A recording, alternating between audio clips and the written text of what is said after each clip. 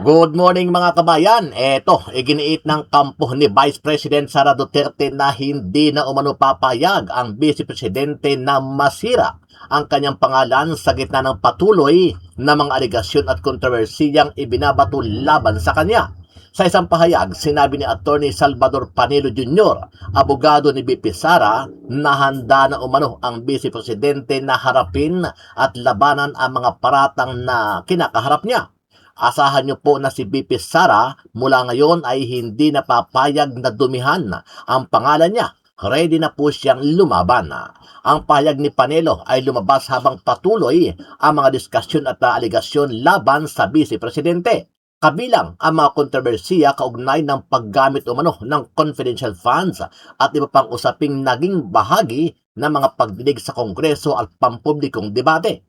Kasabay nito, kamakailan ay nagsampa ng perjury complaint si BP Sara Duterte laban kay Ramil Madriaga sa Office of the City Prosecutor sa Taguig.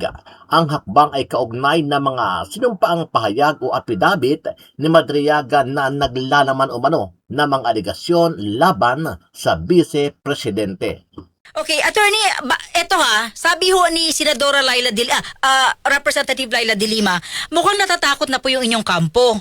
Kaya po nag-file kayo ng kaso sa usapin ni Ramil Madriaga. Inoon naman daw po, hindi niyo pinapansin. Hindi kami takot. In fact, ang pag-file nga ng kaso, ibig sabihin, hindi ka takot. Kasi kung technical ng pag-uusapan, sa criminal case kasi, mas mataas yung standard of evidence na kailangan mong ma-meet.